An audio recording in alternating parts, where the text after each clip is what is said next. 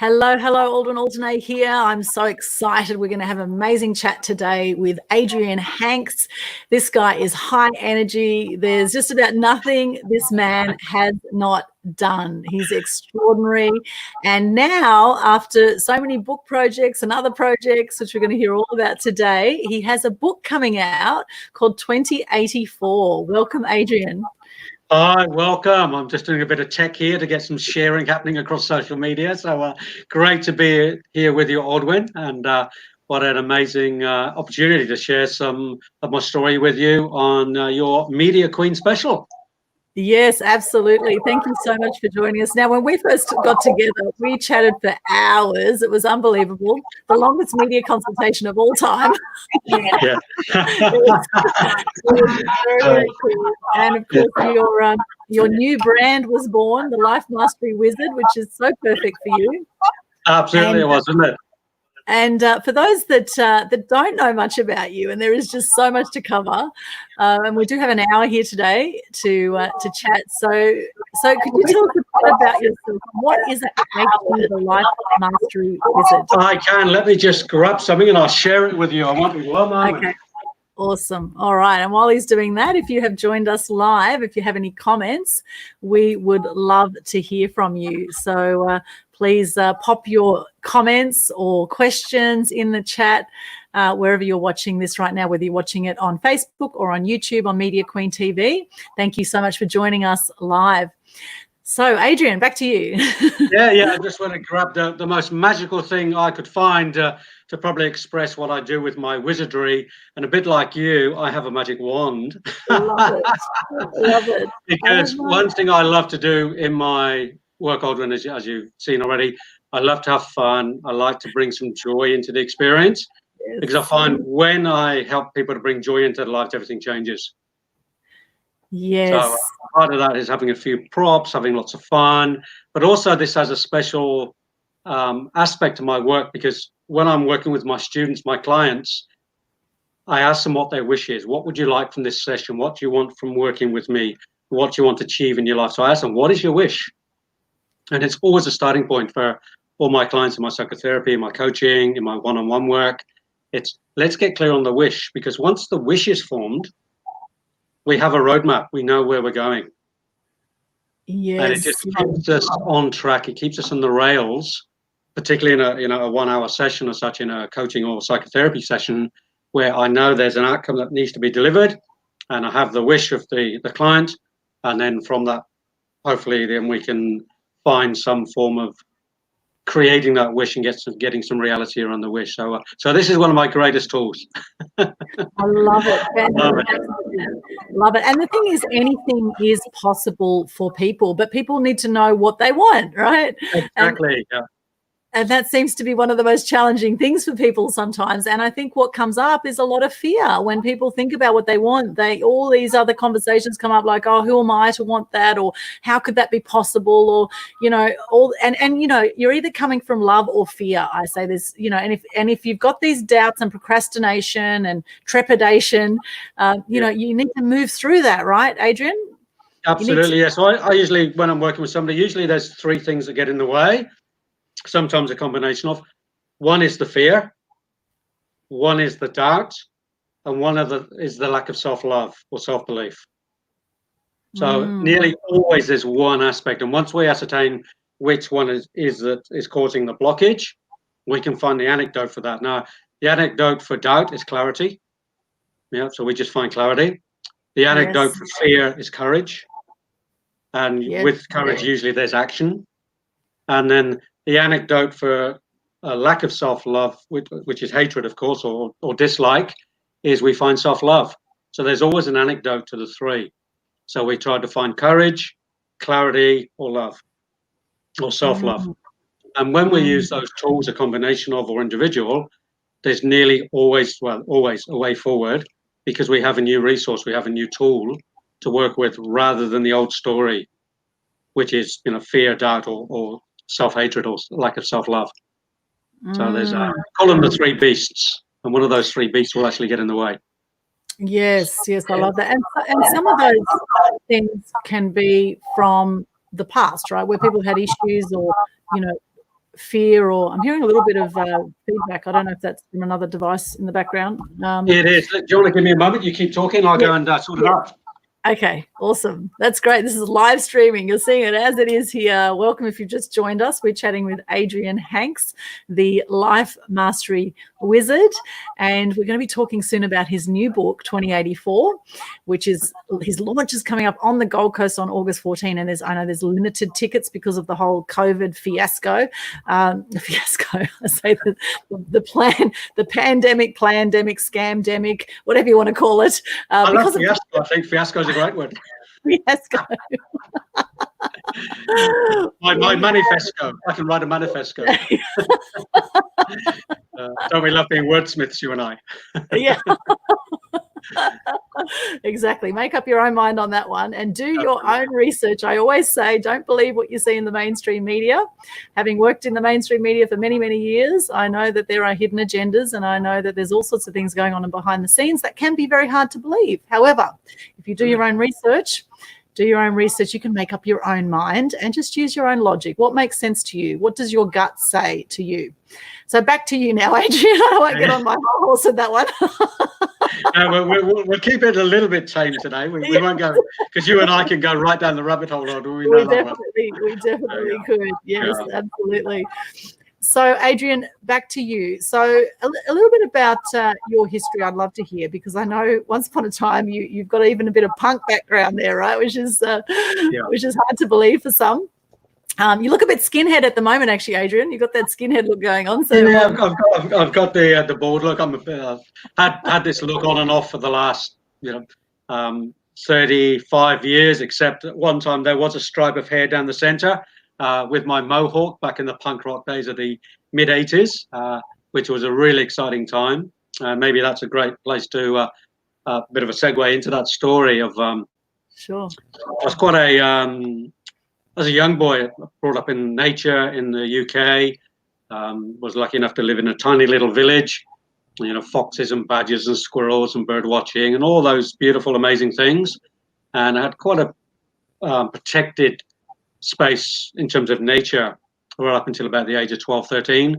And then I hit high school and everything changed. And the Sex Pistols arrived on the scene in 1977. Girls arrived on the scene, a bit of drugs arrived on the scene, and I went quite wild in that space. Got into everything that probably I shouldn't have got into, but in hindsight, I realised what that's done in my life is it's helped me to work in my psychotherapy and counselling, because I understand the drug journey, I understand the homeless journey, I understand the anger journey, I understand lots of that space, particularly if I'm working with youth. I have an empathy for where they're sitting, because I've been through part of that journey myself. So from the age of an early age, parents separated when I was about 10, so I sort of got into a bit of anger around that. Got into a bit of trouble with the law. Got thrown around back in the old days when the cop would just take you around the corner and give you a bit of a hiding. Can't do that anymore, of course. But so there was a very interesting transition from being quite a quiet young lad into a bit of a wild punk. But on the opposite side to that, Aldwyn, on the inside, there was this other Adrian who loved T-Rex and Santana and the calmer music and meditations. So I had two aspects of my being that were constantly almost in conflict with each other sometimes, because outwardly I was quite punky and wild, but in my home space, I was very inward. And that's where my poetry, my writing, my creativity side started to arise. So it was quite a confusing time in many ways in my teens. And then I had some really lovely mentors that steered me along the way.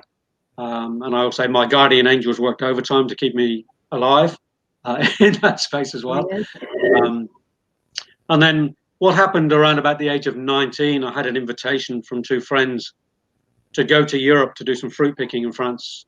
So I took up the invitation and just took off. I left England with my friends, and that was the beginning of my love for travel. And I've been traveling the world ever since. So that was nearly 40 years ago now.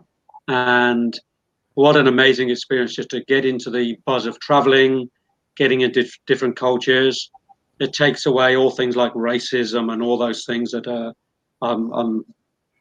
they don't appeal to me at all. I love the idea of different nations, different people, and learning to travel gave me a very broad, open mind about new people, different cultures, different races, different belief systems. And then what happened during that time, so this is from 1982 through to 1984, I traveled around Europe a fair bit with different friends. And I ended up in this amazing place called Berlin, which at the time was a walled city because of the communist state. So for those of you who don't know the history of Berlin, it was a Western city within the confines of the communist Eastern Germany, and it was a city within the wall. So the Berlin Wall was actually held the city, the Western culture within the Eastern Bloc. So very luckily, I traveled through the wall, went to Eastern Blocs, went to East Germany, Czechoslovakia, Poland, etc. So I saw the contrast between communism, the Eastern Bloc world, and the Western world, particularly in Berlin, because it was a very free city. So I ended up living in Berlin for 4 years, which was an amazing time. So I was a punk rocker, most of the time, working for the British Army, which was a bit of a contrast. But they paid the bills. I got my weekly wage in the British Army as a civilian, and it was in 1984 when that I first read Orwell's 1984. So in that very year, 84, I was living in Berlin. I read the novel and fell in love with Orwell's work. I read Animal Farm, Homage to Catalonia, Down and Out in Paris and London, and all his classics. Then started to study him, read all his essays and journals, and really got into the love of this writer. I just loved the way he wrote his political essays, and so I became quite a socialist. Still am a very proud socialist, not a communist, not a Marxist, but a socialist in the truest sense of the form. And I really got a sense of Orwell being in that knowing of the dangers of what can be presented, which of course we're living in now with the civil liberties being taken away, freedoms being taken away, becoming a police state, communist ideas and manifestos coming into the Western space, which is happening right now, as we see around us. I won't go too controversial with COVID, but just open your eyes and have a little bit of a look what's going around. So that was an amazing time for me. It really was. There was lots of things happening. Apartheid, South Africa was starting to be challenged. Lech Walesa in Poland was, getting known as the new leader. Russia was starting to open up its borders to people and give people an idea of some other ideas of what communism and socialism meant. So the 80s were a great time. And the music for me reflected that. All the punk rock music, pop, Stranglers, and all those amazing bands. The Clash in particular were a very political band. So I was a very alive young man who was learning about politics, was learning about socialism, and Berlin was the ideal breeding ground for me to expand my mind in that time. So that sort of takes us up to that 80s space. Yes, and just on that point for you just take me back, because I just think of Blixa Bargeld, who was one of the performers in Nick Cave and the Bad Seeds, as one of the bands that I loved growing up in Sydney. And Birthday Party was a band that Nick Cave was in the very early days, and then there was the Buzzcocks and the Cramps and all those. There was some amazing punk bands, and I think within every entrepreneur, there is an element of rebel that is there, right? Which the punk rock or punk rocker, the Sex Pistols, that represents that rebellion against society, that doing things against the norm, right? And, that's certainly indicative of how you've done things, Adrian. You're certainly, different to the norm out there. And 2084, I guess, represents that, right? It does, yeah. And what I did, and I'll share a little bit about the story, then I'll backtrack a little bit. But in 1984, I read Orwell's works, read 1984, and really gave me an idea of reading others like Aldous Huxley and Brave New World and other genres around socialism, freedom. And then I read 1984 a couple of times again over the last 20 or so years. And then 5 or 6 years ago, I was rereading 1984. And it suddenly dawned on me the only way I can express it, Aldwyn, is in that moment, I really feel like Orwell spoke to me. Might sound a bit on my pedestal, but it really felt like something was given to me to continue with. And there was one little sentence in Orwell's 1984 that just leapt off the page to me. And it said to me, you have this statement to lead you forward in having some poetic license to write 2084. And that was, so I started writing that just over 4 years ago. It's been quite a journey writing and downloading and changing text and trying to get a coherent story that took the ideals of 1984 and all the fascism and the communist state into a positive future. So I sat with it, I meditated on it, I wrote, I scribbled, I threw chunks of work away. I've wrestled with this book for 4 years. Finally, it's ready to be released in 4 weeks' time.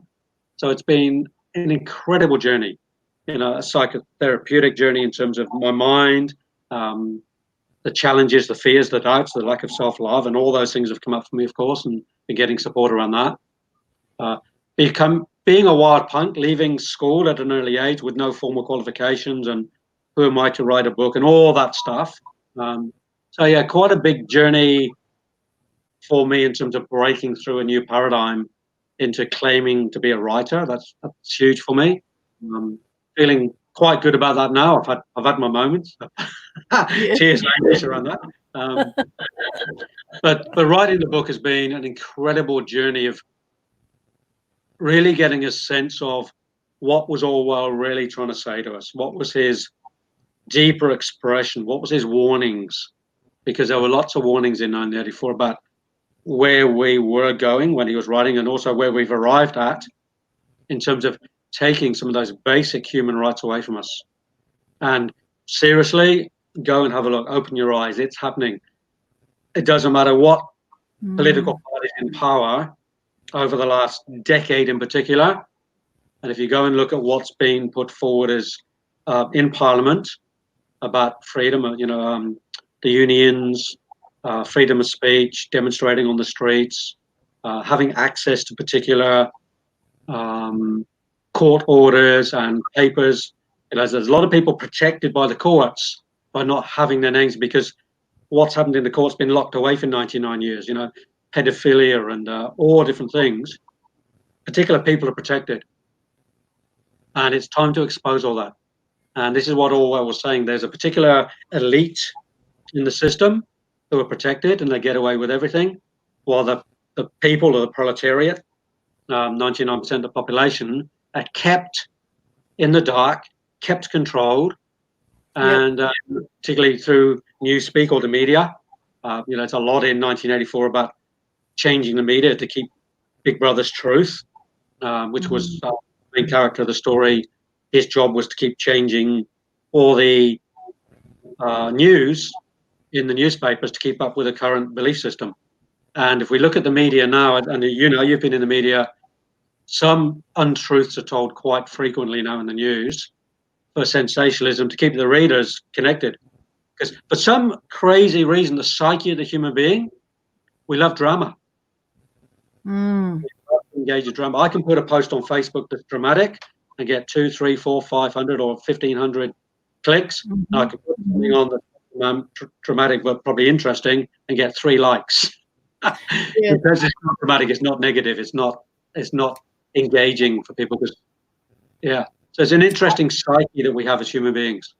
Well, I believe we've actually been conditioned that way. And if you see the documentary Out of Shadows, which has just come out in the last few months, and literally within a month it had over 10 million views, Out of Shadows shows how the human psyche, the human being, has been conditioned by Hollywood, by, dramas. We have dramas, 24/7 on Netflix, and, people are conditioned to love drama. And I guess if you look at it on a physiological level, we have the hindbrain, which needs to be aware of the fight or flight, right? We need to be aware of dangers. However, I think essentially as human beings, we are drawn to the light. We are attracted to positivity.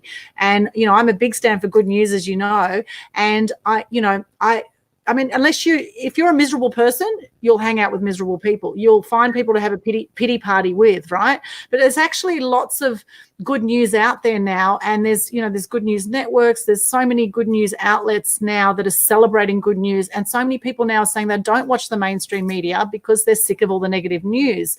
So as much as some dramatic posts will get a lot of views, depending on your environment and who you're hanging out with. If you're hanging out with people with a winning mindset that are going to celebrate your success, then those people are going to love to hear about your success, although they might be a little bit jealous, just a wee bit jealous of some things, but they'll still celebrate your success, right? Absolutely, yeah, because as you said, we have been conditioned through the education system, through the media, through news, etc. And how do we stand above that in if you like, in our sovereignty? So that we're not drawn into that old paradigm, because the new paradigm has arrived. It really has. I believe right now we're on a choice that humanity's never been in before. It's absolute new choice of a new paradigm. If we choose that consciousness, but we have to stand up as individuals, but also collectively. We have to learn to say no to the system, to the cabal, to the whatever one wants to call it. Those elites, that 1% who are definitely running the planet. It doesn't take much to look down the rabbit hole. You've only got to go around one corner of the rabbit hole and it's there. It's not even hidden anymore. And to stand in that is quite a terrifying place. To stand up as an individual, because if you're different, if you wear a pink T-shirt in a sea of white T-shirts and you stand out, it's quite a dangerous place these days, because the thought police are real, the police are real, the dobbing your neighbor is real. All these things Orwell was writing about, they're all here. Well, you can see it blatantly now with masks. Now, in America, I was just talking to Nene Carolina Chasen, who spoke at our How to Monetize Instagram event last night, Mass Media Tribe Meetup. And she said in America now, she said it is compulsory to wear masks when you are in places like department stores or cafes, anywhere where there's a lot of people, you must wear a mask in America. And right now, as we speak, as of midnight last night, in Melbourne, it is compulsory to wear a mask, or you will get potentially a $200 fine. So now you can see it blatantly. Not only are we being monitored everywhere, but we are now pretty much being told to shut up with the mask over our face, right? And we're being dumbed down at every corner, right? So it's an interesting time we're in, and there are a lot of truth groups that have started now on Facebook. I've seen a whole lot of truth seekers, truth speakers, alternative media outlets opening up now that are sick of the censorship, of the freedom of speech that we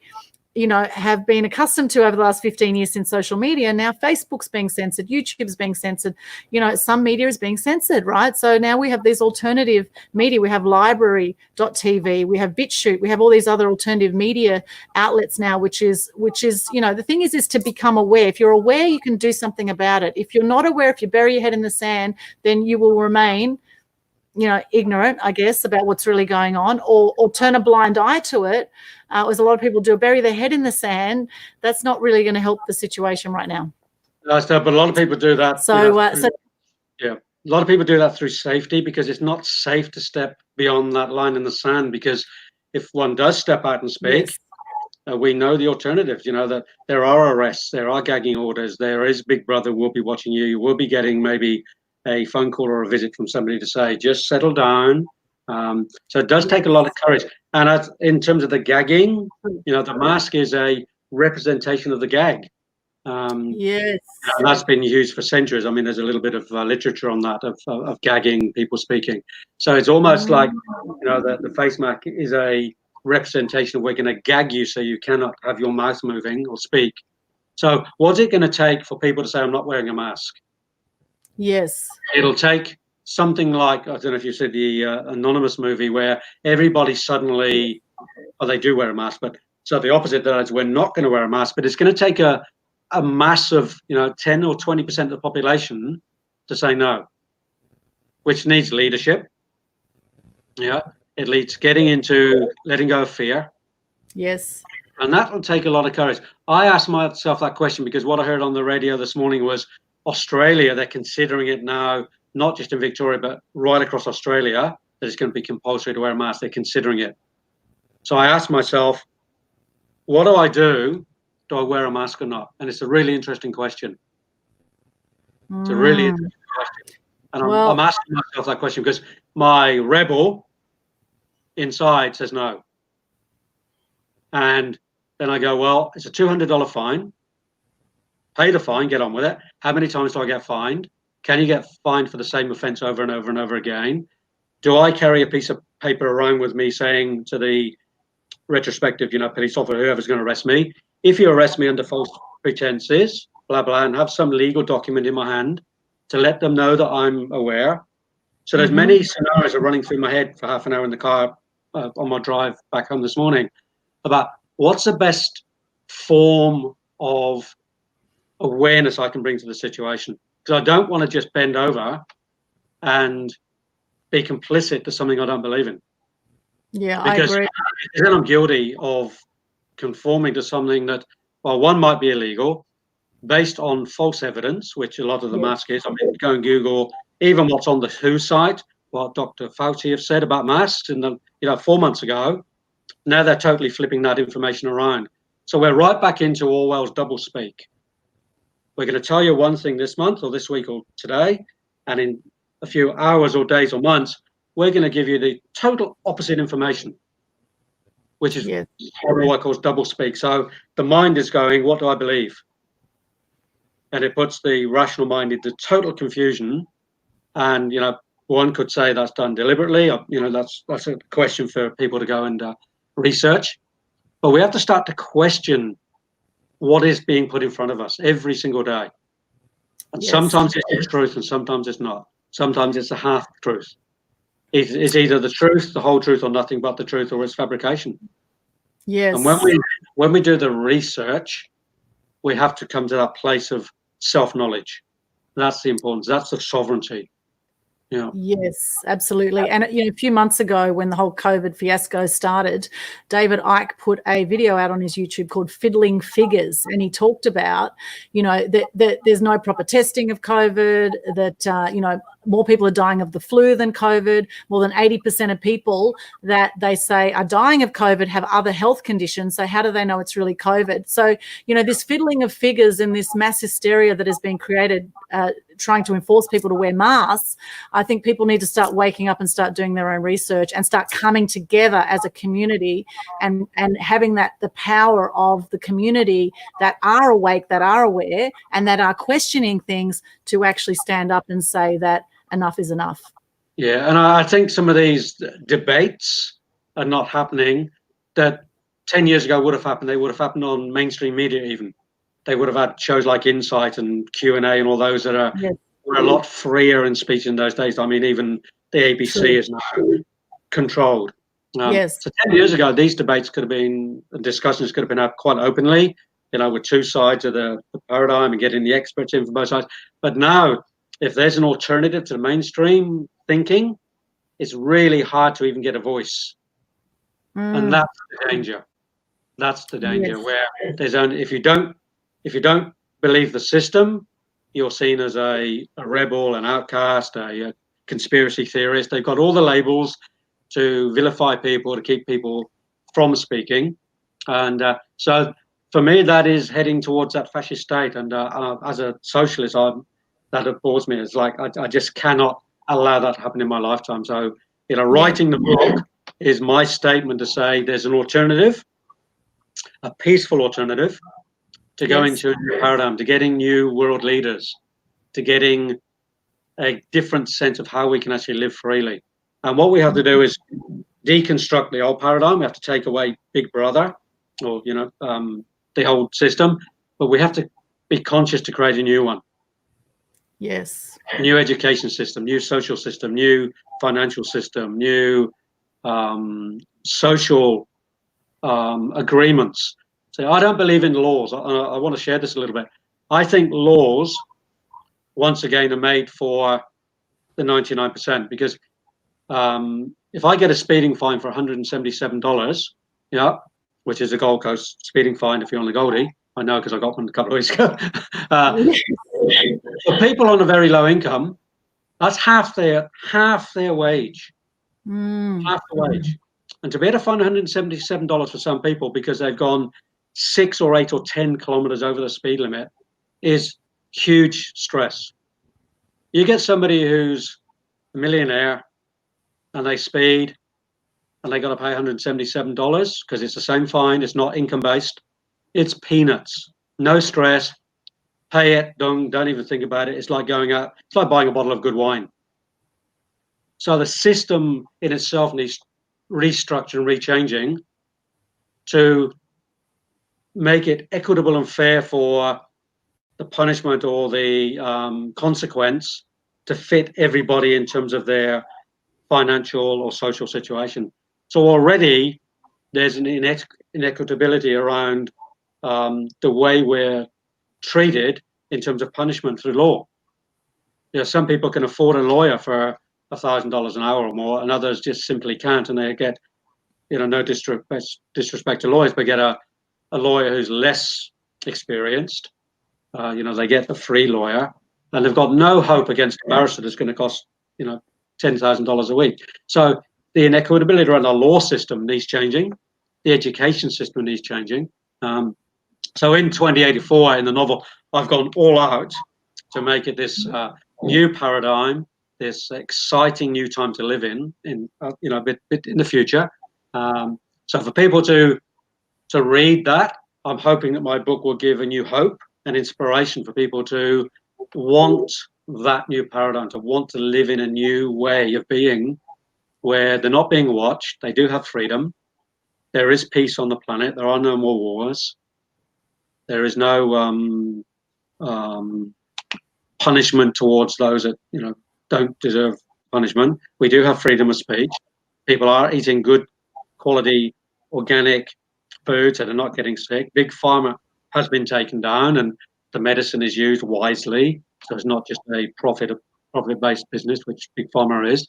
So all that I've addressed in my book, and it's I feel it's a very inspirational and hopeful book, and I've had that feedback from others who've read those parts of the book and given me feedback. So so that's 2084, Aldwyn. I'm super excited about the launch happening, you know, on the Goldie. Maybe you'd like to share a bit about that, so we hear your voice as well. Yeah, sure. Well, you know, I'd love to see the book. Actually, I haven't seen it yet. I've heard so much about it, and you know, like yourself, I read 1984 way back in the day, and you know, it kind of shocked me reading that. It was a pretty hard-hitting book back then, and hard to imagine that kind of thing would become reality. And so, and I do believe in life. It's like yin yang, right? We have the dark forces, we have the light forces, and the dark and the light actually do need each other to an extent to balance out the world, right?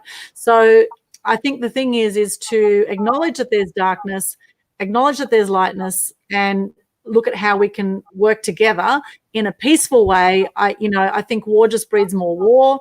Hurt people, you know, so if we can come from a loving space as much as possible, and I have my little love heart here because I think this is what it's all about. And if you're sharing that with 2084, I think that is awesome, because that is what the world needs right now. They need love, we need peace, we need compassion, we need kindness for ourselves and for others.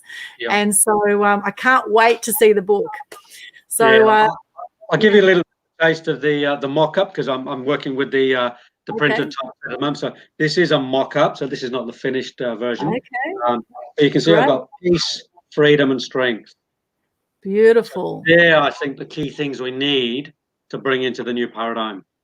You know, so and I've got my blurb on the back, and it's all happening. So it's pretty exciting. I say it's with the printer and the typeset at the moment, getting all organised.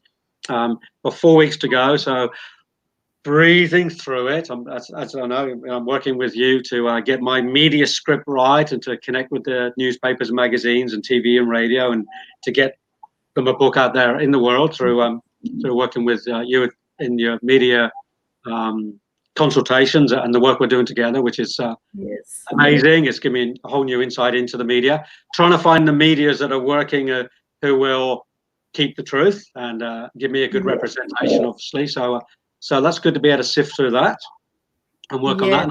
And, you know, some amazing journalists and people out there who want to know the truth. So it's about finding and seeking those people as well to share the positive message. Yeah, and look, there are some amazing journalists out there. I must say, lately, I've been working with Hans Jacoby. We've been doing, he's doing a Bounce Back to Freedom tour for COVID and interviewing people from Bundaberg to Darwin over the next 3 months. And it's been wonderful, talking to journalists along the Queensland coast, and they are so happy to hear positive news. They're sick of the negativity. They love inspiring stories. So there is hope out there. There are some amazing journalists doing the best they can under the circumstances of the situations that they work in, and they will share good news. Hope from Channel 7 in Channel 7 Wide Bay is a great example of that. She was so excited to hear the good news. We've got Bundaberg now that is actually run by the council. That is positive news online. We have a lot of positive outlets out there now. So it's a matter of finding those people. And if you're watching this now and you work in the media, obviously Adrian's got the book coming out. So come and have an interview. Yeah, come and chat with him. As you can see, he makes pretty photogenic sometimes. Yeah, absolutely. And you make a great interview guest. You're such a fascinating guy. And now this isn't your first book, Adrian. You've done quite a few books. So can you share a little bit about your previous creative projects?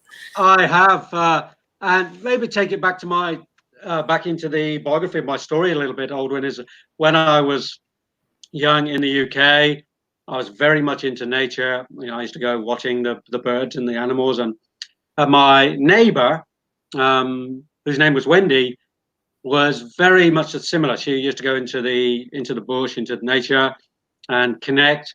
And she and I had some deep connection that we just both knew that there was something magical about nature. And this idea came to me later on in life, in my 20s, to write a book about my time in the UK with Wendy. So I did write a book. It's called Wendy and the Fairy Ring Secret. And Wendy did have golden hair. And I found this amazing artist called Clint Castle, who he's just incredible with his artwork.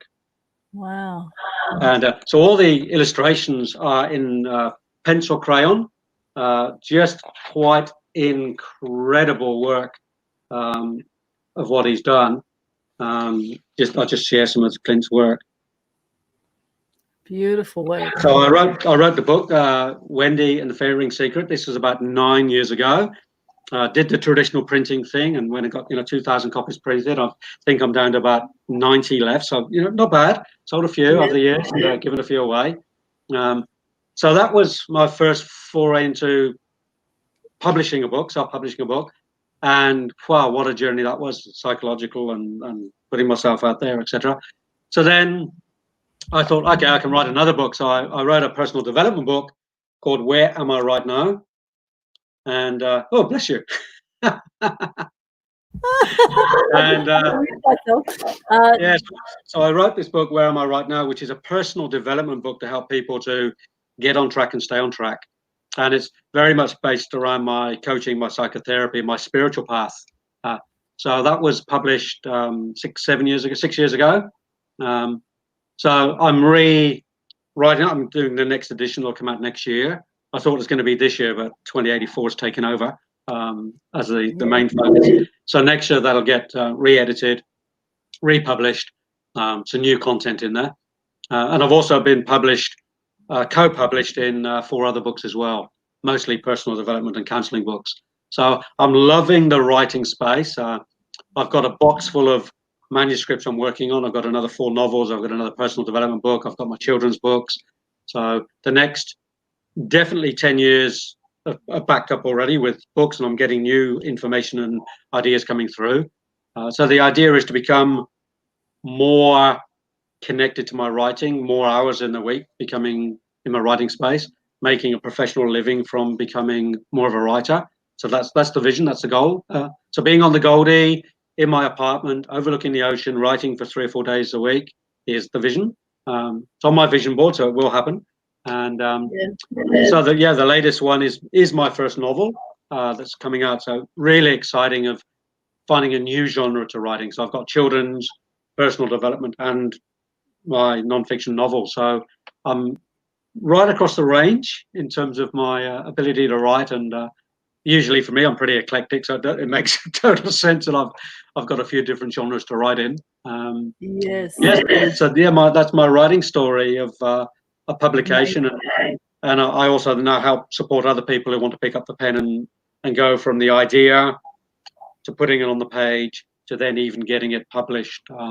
So I support people in that coaching space as well, for people who want to jump on board, because I know so many people who say, I want to write a book. Yes. So many people who say, I have a story, and yet it's still unwritten. It's still unwritten. And I know once it's been print, even if it's just for myself, not for the public, but the feeling of holding a printed, published book is an incredible experience.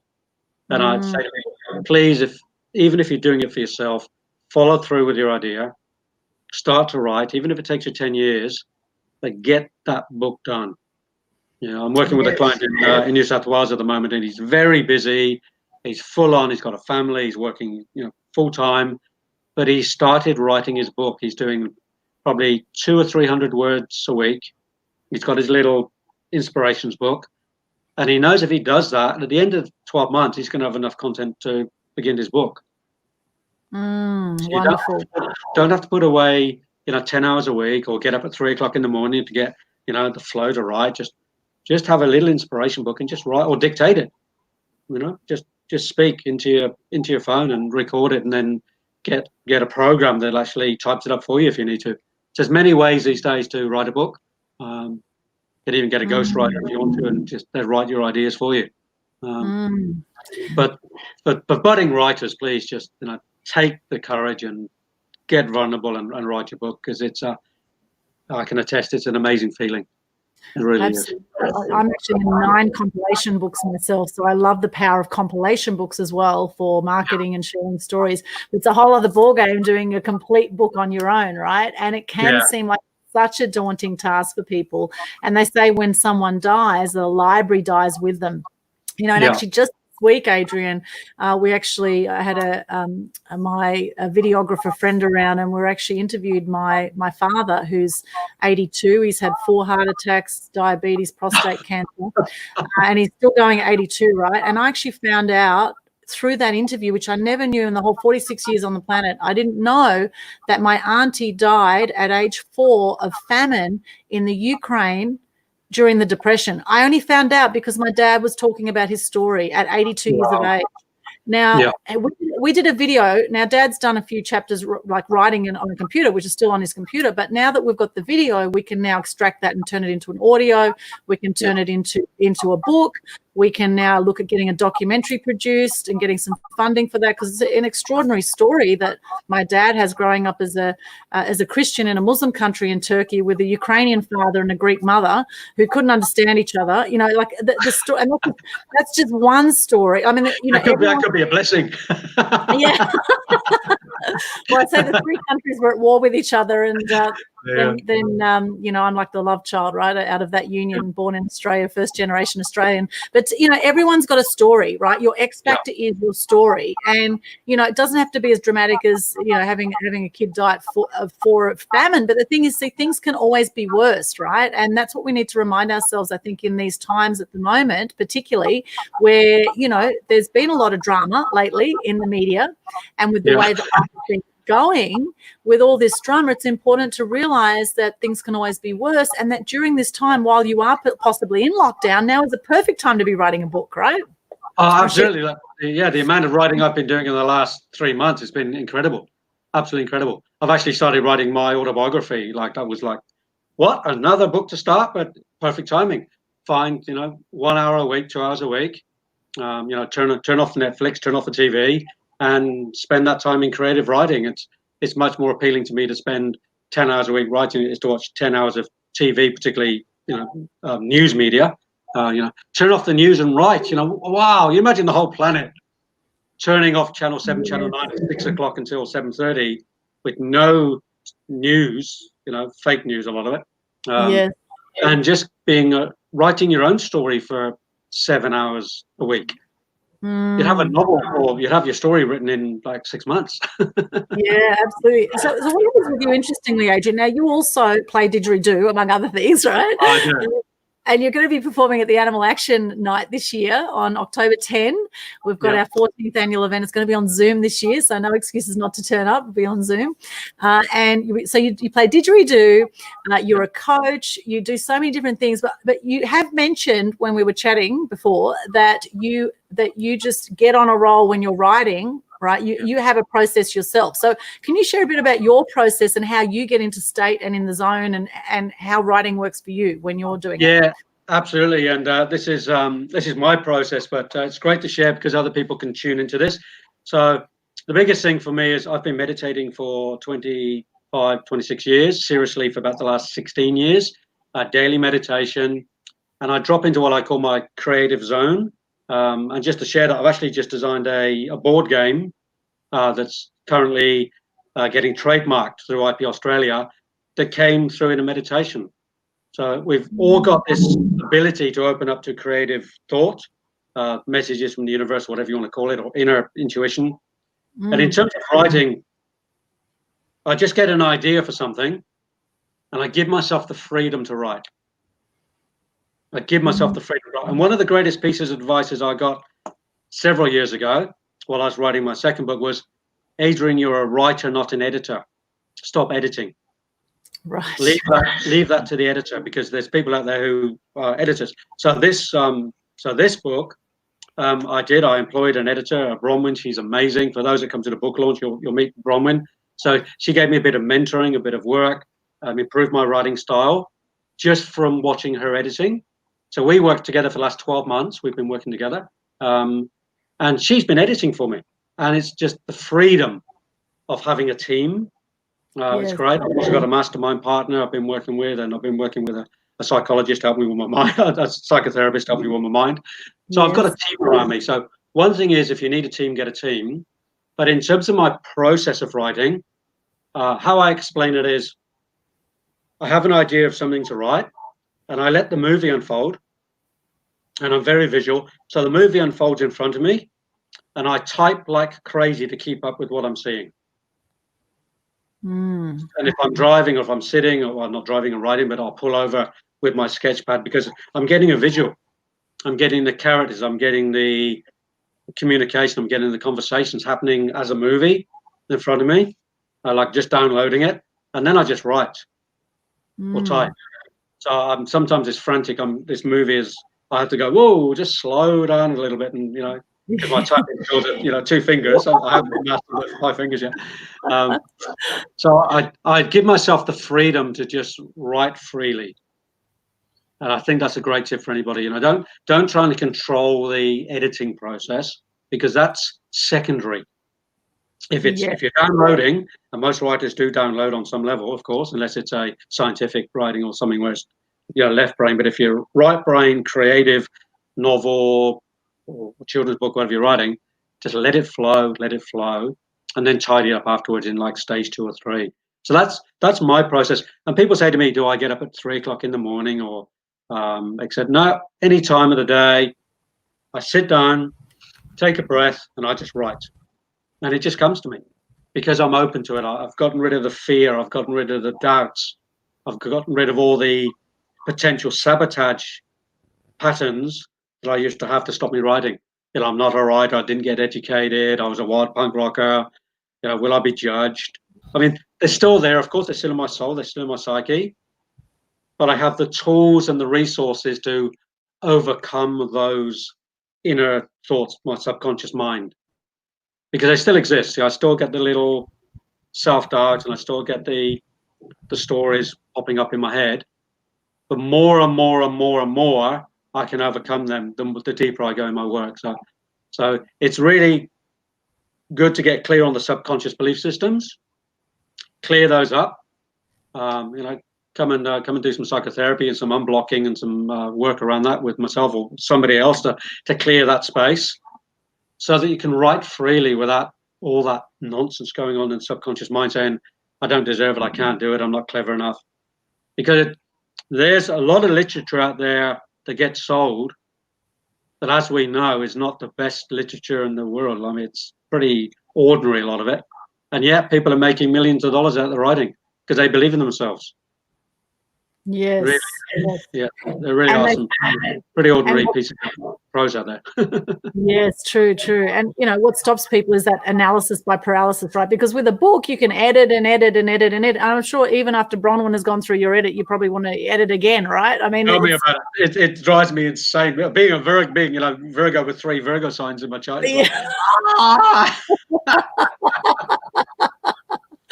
yes. it drives me crazy, Bromley. But Aldrin, but what I've learned is to breathe, meditate, clear the space, don't entertain that stuff. Have my vision board, have my mantras, have my work, have my tools, have my resources, have my go-to people on board if I need to go and cry on their shoulder to release whatever's blocking me. So having a team around the support team is really important. I believe in writing or any other creative space, because the blockages will come for most of us. The sabotage patterns will come, the self-doubt will come, the old belief systems, the old paradigm stuff will pop up. So it's really important to get support. Really important. Teamwork makes the dream work. I love that saying. Absolutely, it does. Teamwork makes the dream work. Now, as a life mastery wizard, what is it that you do in the morning to set up your day? I know morning practices are really important for high achievers, and I would consider you a high achiever, very much so, Adrian. So what is your morning practice? Yeah, so first thing is I meditate either in bed sitting up, or I get out of bed and come and meditate in the space. I don't have a particular one place I go to. So it's always a go-to to meditate in the mornings. I love to, in the mornings, one thing I do is I open my curtains, I open my door, and I get a big burst of fresh air. So that I'm connecting with the elements straight away. That's one thing always. I just open the door or window, and I breathe in life. I breathe in fresh air. Like, it's just something I've always loved, that idea of fresh air. And then most mornings, not every morning, but most mornings, I'm 300 meters from the beach, and I go to the beach and have a body surf. Yeah, so that's my go-to. Get in the ocean, get on a wave, forget the world for 5 or 10 minutes or 15 minutes, get on a few waves, have a bit of a release, and just let the mind go and just focus on body surfing. And then 3 times a week, I'm in the gym. Yeah, because I like to keep fit. And then it's home, and then it's breakfast. Good, healthy breakfast. And then I'll start my day. Sometimes I have clients, sort of between that. If I've got an overseas client, it might be 5 or 6 o'clock in the morning or so. But generally, after I've done all that, it's around about 8:30. And then it's breakfast, focus. And I've always got my go-to list of what I need to do today. What's on my routine today? What's on my agenda today? And then I tune into that and go, right, what's the most important things I need to get done today? I need to contact the editor. I need to contact my publisher. I need to get in touch with my psychotherapist. I need to get onto my website and change something. Whatever my go-to task list is, yeah. And then I follow up with what I need to follow up on. So my mastermind partner, Barry, and I, we call them FUs. FUs. Yeah. Follow-ups. Follow up. So I make sure I have lots of FUs in my day. So I do my follow-ups. What were you thinking there? I just went FU to someone who was calling me in the middle of the live stream, was cutting out my internet. So I just went FU. There you go. Yeah. So change your FUs to follow-ups. And so a lot of the time, what happens in the business space or in the creative space is we forget to do things that are important. And the part that forgets it is sometimes absent-minded, but a lot of the time that's the sabotage coming in. The absolute. I noticed we're working with you, in connecting to the media. I had a huge big session with my counselor psychotherapist yesterday on the little boy inside me who was hiding from that because of the idea of being ridiculed and shamed and misrepresentation that came up. So I did a 1 hour session yesterday with my counseling, beautiful lady Carmel then in Sydney, and we worked through it and came to that place of being the professional in that space and protecting my little boy who didn't feel safe in that space. So sometimes the need to do that's really important. The need to do that principle. Otherwise, the sabotage pattern will come in. My little scared little boy will take over. There'll be decision making from his perspective. And guess what? The next thing I know, there's a book launch and the world doesn't know about it. And then it's a self-fulfilling prophecy. I tell to myself, see, nobody was interested. Nobody loves you, Adrian. Nobody wants to read your book. Because that's the old story. That's the old paradigm that if I'm not careful, I can buy back into. So the real importance of that connection to self is so important. That inner work is so important. Absolutely. I couldn't agree more with that, because, you know, so many people have such amazing stories and they are the world's best kept secret. If you don't share it with anyone, you will remain the world's best kept secret. So part of what I do is I help people step into their stardom, because we're all stars actually. And because of some crap that's happened in the past, you know, some fear or guilt or sadness or whatever, trauma, whatever it is for people, that, you know, we've all had crap that's made us in some way believe that we're not good enough, that, you know, whatever. There's all sorts of different versions of that, right? Or who am I to speak up, or blah, blah, blah, right? And so it's just a matter of, you know, embracing that inner child that we all have. And I've been doing a lot of inner work with this as well, Adrian, because it's a journey. It's not something that you do one session and you're sorted.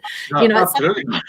you need to keep working through that and notice when your fears come up, notice when your self-sabotage comes up, when the procrastination, all of that comes up for you, and move through it, you know, and as I say, embrace that. Don't beat yourself up about it, because it's natural. It is perfectly natural to have that fear, particularly when you're getting moving through like a caterpillar into a butterfly. When you're going to move through that cocoon, it's going to take something, and no one else can do that work for you. As much as you can get guidance to a certain level, you're still going to have to do that inner work for yourself, right? Yeah, absolutely, yeah, it is. And I say it's a bit like you have to find the courage to climb into the back of the fridge, grab that moldy bit of cheese that's been sitting there for, you know, several years maybe, reading the use by date, realizing it is out of date, and throwing it away and putting a fresh bit of cheese in the fridge. You know, like it's vegan cheese for the vegans out there, by the way. And, but that's the analogy I use. And how many people have got that, you know, old piece of cheese stuck in their soul that's definitely got the use by date, that has been replaced by something fresh, a new idea, a new paradigm. So it's not rocket science, but it does take a little bit of courage, vulnerability, and consciousness to want to change the old story. Because a lot of people, the old story is still a bit self-serving for people, particularly in the victim space. Yes. So a lot of my work in the counseling and psychotherapy space is getting people to form a new identity in becoming a victor rather than a victim. Yeah, becoming empowered rather than disempowered. And that sometimes means a change of identity, because the old story is just so old that it's become all they know. So we have to we have to create the new story, because if there's no story, if there's no new story, it's very hard to let go of an old story. Yeah, absolutely. And, you know, some people will go into the fridge and they'll go, "Who moved my cheese?" Yeah, just move the old cheese to a new shelf in the fridge. You know? I've moved the old story. It must be okay now. And we can't just shift the old story. We have to rid ourselves of the old story. Yes. We have to rid ourselves, because if we keep just putting it into a different shelf in the fridge, nothing changes. Absolutely. Yeah, really. And so we have to. So what I work with, Aldwyn, in that space is I get people to tune into what I call the future potential self, and I get them to name that new self, like give it a new identity for a bit of fun as a place to go to. I get them to stand in a particular way, which I call the future potential stance. Because when people move physiologically in the body in therapy, and they shift the movement, something shifts in everything, the DNA, the blood, the molecules. So I get people to move, and then I get them to get what I call the 3 power words. And for me, it's something around, and I might change it a little bit depending on my time of year, because I do change my words. But so currently is I'm intelligent, I'm strong, and I'm powerful. And I tell myself that every single day, because that's the new message I'm giving my subconscious brain, my subconscious thoughts, rather than I'm stupid, I'm not strong, and I'm a victim. So I give it new messages every single day. I stand in a particular way that's not slouching or victim, and I give myself a name. So Grand Master Adrian, or in this case, the Life Mastery Wizard. And when I'm in my wizard space, everything falls into place because I'm in alignment. I've got a belief system. I'm not in fear. I'm not in doubt. I'm not in self-hatred. I'm in my absolute power. I can speak well. I'm conscious. I know what's coming. So having that name, like, the Life Mastery Wizard or whatever my clients choose, and it could be something as simple as As Media Queen. Media Queen, yeah, or Magic Mike, or whatever it is. It doesn't matter as long as it's something different, because our normal everyday name has usually got a connotation or a memory to something negative as well. So it's for a while we play around with a new identity just for fun, just to give it a new roadmap. And just those three tools, those three resources are life-changing for all of my clients. I love that. I think play and fun is so crucial. And what about gratitude? How important is gratitude for you, Adrian? Absolutely, yeah. Look, gratitude for me comes in three ways. So I have gratitude for what I give myself, gratitude for what others give me, and gratitude for what I do not have to endure. So for me, gratitude, I work on three levels of gratitude, not just one I'm grateful for. So I'm grateful for what I give myself. I give myself choice. I'm really grateful for that. I'm grateful for Aldwyn today for giving me the opportunity of being on the show. And I'm also grateful that I don't have to endure the victimhood of staying silent. For instance, there's three gratefuls, all different. They all come from different places in my being. And so when I focus on three different types of gratitude, I open up to a different realms. So I've always played around in that three gratitude space. So I love that. It's quite new. Yeah. Grateful we can speak up. And in fact, if you're a human being watching this right now, then you have beaten 1 billion other swimmers to get to the finish line. You are 1 in 1 billion just by being born. So you are extraordinary. We are all extraordinary, Adrian. And you are certainly a very extraordinary man, the Life Mastery Wizard. We could keep chatting for ages. I love chatting with you. And just on the point of the ocean swim, that's something I really love doing too. I love body surfing. And every time I hop under a wave, every time I put my head under a wave, I think of something I'm grateful for. And, sometimes I body surf, sometimes I body crash, sometimes I tumble. And lately it's been a little bit rough sometimes. So just be careful if you're going out in the rough seas. But it is absolutely so exhilarating. There's so much we can be grateful for around us, and things can always be worse. So I think it's important to remember that. I think it's important to look at what we can do right now, what we can control right now, not what we can't, what we can control, and what are those dreams and goals that you have that you want to embrace and take on with gusto, because life is short. A third of people die by the age of 65. So looking at how old you are right now, what are your chances of achieving your goals, and how do you want to be remembered? How do you want to be remembered, Adrian? What do you want people to say about you at your funeral? The key thing for me I was inspirational. I love to inspire. Love inspiring people in whatever way I can, physically, emotionally, mentally, spiritually, creatively. So my key thing is I just love to inspire people to become conscious or to awaken. So if I can leave that legacy where somebody can say, Adrian supported me by being inspirational, by being creative, I feel like I've done my job on the planet. I love that. And inspire has in spirit as a foundation, right? In spirit, inspire, looking into you, inspiring light, bringing that light out, which we all have, and helping to light up those around us. I think that's beautiful. Now, for your launch, we've gone over an hour, so we'll wrap up soon. But for your launch, can you just share what's happening and how people can come along to the launch and be involved? Yeah, absolutely. Probably the best way to go, the easiest way to go, is go to my website, adrianhanks.com. Go to the tab 2084, click it, click here, and there's a few options in there. And go to a GoFundMe page. You can buy a book, and there's 300 limited edition copies that I'm doing first off. They're going to be numbered, limited edition. There's the mark. So that's for the first 300. After that, it'll be the standard copy. So you can just pre-purchase that book. If you want to come to the launch on the Goldie, you get a ticket for the launch, and you get a signed copy of the book at the launch from me. And there's 100 tickets for that. Now, quite a few have gone already, and I've got a bit of a VIP list as well. So if you want to get on and get in there, get it early.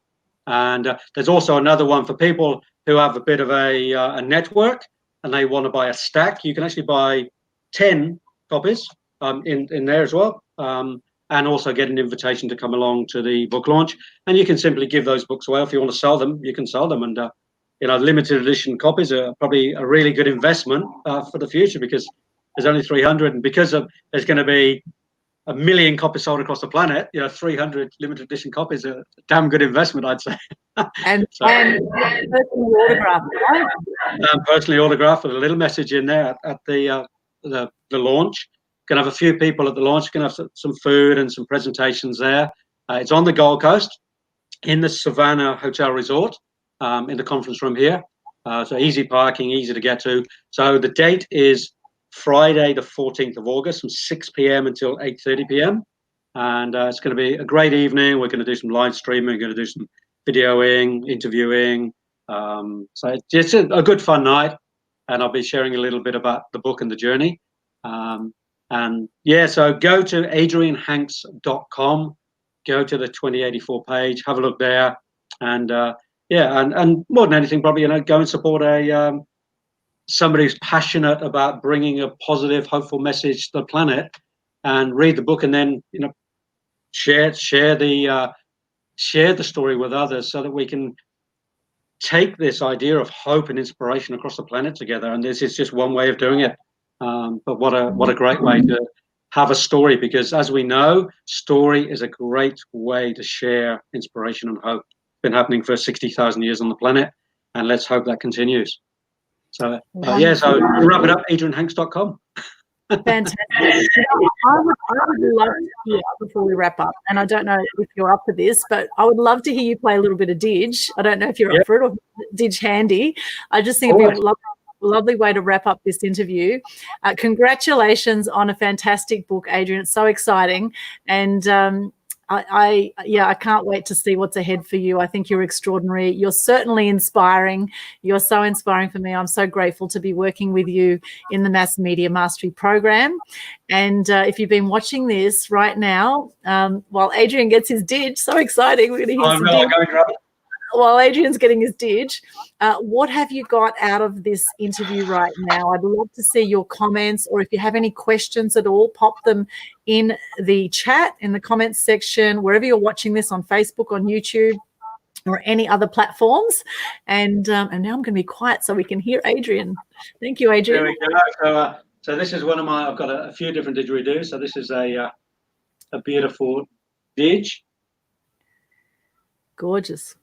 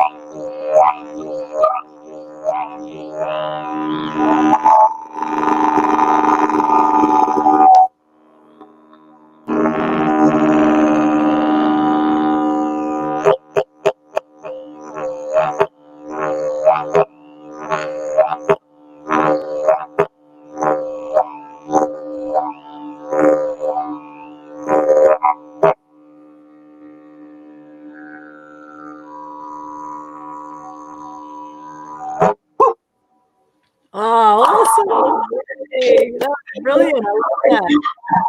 Fantastic. That was amazing. Probably notice the circular breathing, which is a technique for the Didge. To keep the sound going, one has to breathe through the nose and out the mouth at the same time. So quite a particular skill to learn to circular breathe. And, it's actually really difficult. I've had a go at playing Didge before, and I not much of a sound came out, let me tell you, Adrian. So it's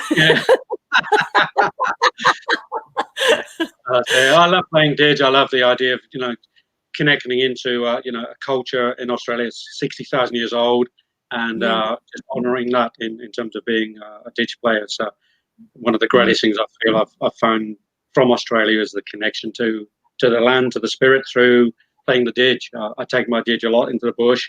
I've made about 45 Didges. I love being in that creative space with didgeridoos.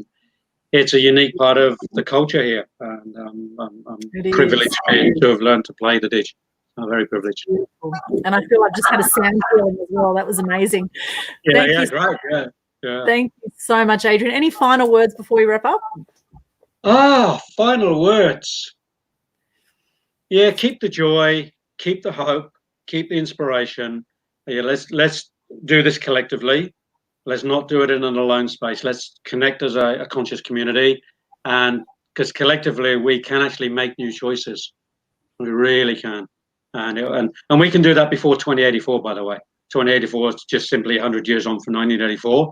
But I believe if we get really smart, very quickly we can change the whole paradigm of the whole planet. But we have to do it collectively. So it's all about a new human consciousness. So that's probably the final message. Let's get into that space together. Yes, beautiful. And I do believe in the power of one, and I believe in you. May your flame burn bright and light up all those around you. Another one of my favorite sayings is, be the change you want to see in the world. Like Andy said, be the change. If you want it, you make it happen, right? It starts with you. Don't just wait for someone else to do it. You can do this, right? You can do this. And any other quotes you live by, Adrian, you'd like to share? There's a few. One of them for me is just keep smiling. Yeah.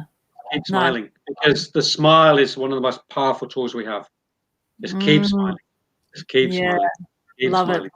Yeah. It's a universal language. Even if you're feeling like crap, just smile and you'll feel better. Right? Yeah. And it's scientifically proven, so it must be true. Yeah. Fantastic. Thank you so much, Adrian. So once again, the link for people to get your book, to come to the book launch, and it's limited to 50 people. Is that correct? No, 100 people to come to the launch. 300 for a limited edition copy of a book. Yep. So yeah, go on to adrianhanks.com, 2084 page, click, purchase. Simple. Fantastic. Thank you. And we'll pop the link under this on Media Queen TV on YouTube and also on Facebook. Thank you so much for joining us. Please, if you have any comments, questions, any of your ahas that you've got from this today, please pop it in the comments. Love to hear from you. Thank you so much, Adrian. It's been an absolute pleasure and honor to be chatting with you today. Thanks, Aldwyn. Talk again soon. See you. Blessings. Bye.